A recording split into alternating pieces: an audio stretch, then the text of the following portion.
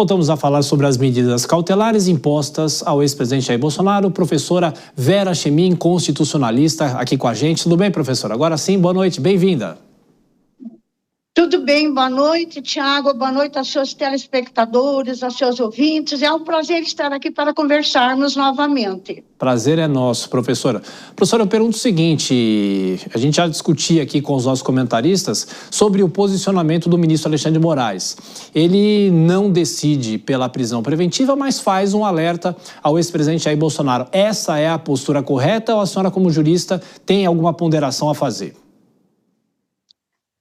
Veja, em primeiro lugar, a imposição dessas medidas cautelares, ela é, eu diria para você, Tiago, que elas são desproporcionais e irrazoáveis relativamente à conduta do ex-presidente Bolsonaro. Na verdade, se você aplica essas medidas, especialmente o monitoramento eletrônico, esse tipo de medida, ele é destinado para traficantes, pessoas com alta periculosidade social. Então, realmente, essa medida é uma das mais exageradas, juntamente com a proibição de uso das redes sociais, sem falar das demais medidas aplicadas. E, de fato, o que nós temos aqui, Tiago? Deixa eu explicar para responder a sua pergunta. O artigo 319 do Código de Processo Penal elenca o rol de medidas cautelares, restritivas, que podem ser impostas ao réu, ao acusado. Trata-se de um rol exemplificativo. O que isso significa?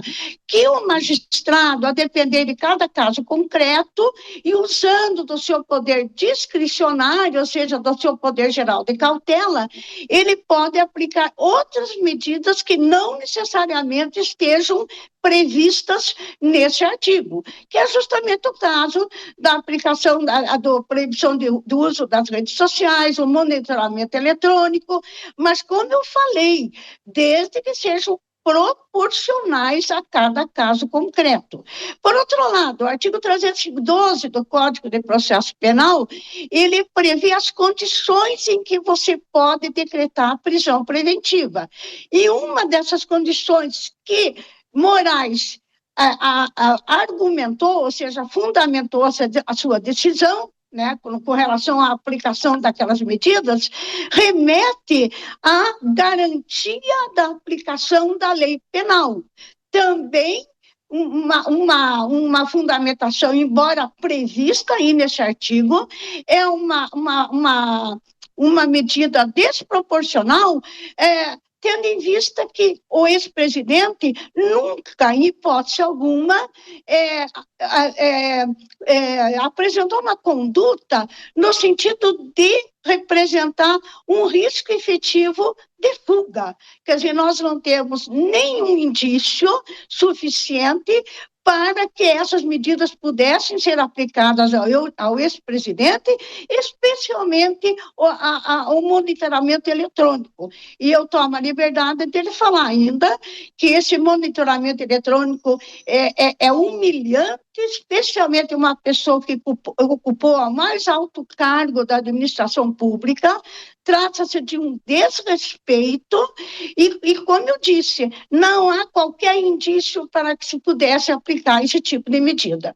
Professor, eu vou passar a palavra para a Dora Kramer, que faz a próxima questão. Dora. Boa noite, professora. Pelo que eu entendi, a senhora considera que o ministro Alexandre de Moraes extrapolou.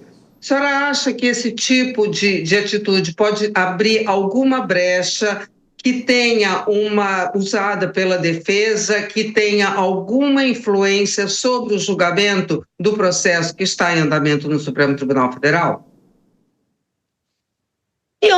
Boa noite, Dora. É um prazer falar com você também. Olha, teoricamente, sim.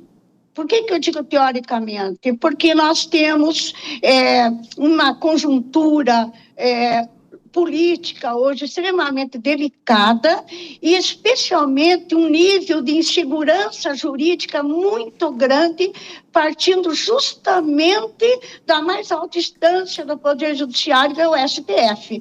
Então, a rigor, a defesa pode sim arguir nesse sentido, embora em ocasiões anteriores, em outras fases desse mesmo processo, a defesa já tenha apresentado vários tipos, tenha abordado vários aspectos que poderiam levar a, digamos assim, em última instância, a nulidade desse processo, dessa ação penal, mesmo na época do inquérito que foi instaurado. Mas eu te digo, Dora, mesmo que a defesa venha a argumentar agora, nessa fase em que nós temos já estamos em alegações finais, né? Não se tem mais, no momento, o que se arguir mais. Mesmo que a defesa venha a arguir, eu não tenho dúvida alguma que o ministro relator vai responder que não é o momento certo, que esse momento já passou e que, portanto, não há mais o que se questionar acerca dessa questão que, para mim, é bastante polêmica. Perfeito. Professora, agora o Cristiano Vilela faz a próxima pergunta. Professora, boa noite. Professora, no que se relaciona à proibição inicial, à restrição inicial do ex-presidente Bolsonaro de se comunicar com a imprensa, com veículos de rede social, na sua visão, a decisão de hoje do ministro Alexandre de Moraes, ela, de alguma forma, esclarece os limites do que é permitido ao ex-presidente? De alguma forma, ela se coaduna, ela acaba se adequando às possibilidades constitucionais de livre manifestação? Ou mesmo assim, mesmo diante dessa nova decisão, ainda temos uma situação talvez um pouco, não muito clara e que de alguma forma ainda acaba não se adequando totalmente ao que determina a Constituição Federal? Boa noite, é um prazer também falar com você. A pergunta é extremamente importante, porque nós temos aí uma situação em que o direito fundamental, a liberdade de expressão, em seu conceito amplo, está sendo totalmente ceifado, tanto com relação ao ex-presidente, tanto com relação ao que é o pior, na minha opinião. Estamos ceifando também a liberdade de informação e a liberdade de imprensa, ou, em termos gerais, a liberdade de comunicação. Essa liberdade de comunicação, ela é uma cláusula pétrea, não se pode restringir sob qualquer hipótese, não há nenhuma possibilidade de restringir uma cláusula pétrea e, portanto, ademais, então nós temos ao longo da Constituição a previsão, essa previsão de não poder estabelecer uma censura a qualquer tipo de expressão, de exteriorização do pensamento, tanto do cidadão comum, quanto da imprensa, quanto dos veículos de comunicação de maneira geral. Então, retornando à sua pergunta, independentemente da decisão de hoje, que continua, eu diria para você, com uma carência significativa de didática, continua confusa, não esclareceu devidamente os fatos, razão pela qual o ex-presidente está calado e deve ficar calado sob risco de ser decretada uma prisão preventiva a qualquer momento, mas, de novo, não existe, não há como você ceifar a liberdade de expressão. Ela está...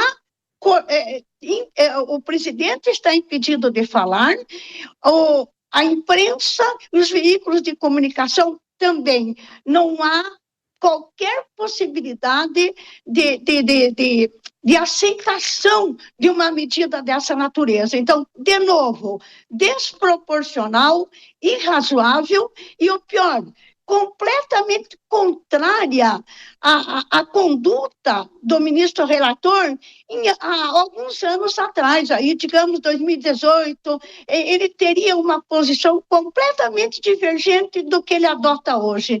Então, nós temos um Moraes do passado e um Moraes do presente que não respeita a Constituição.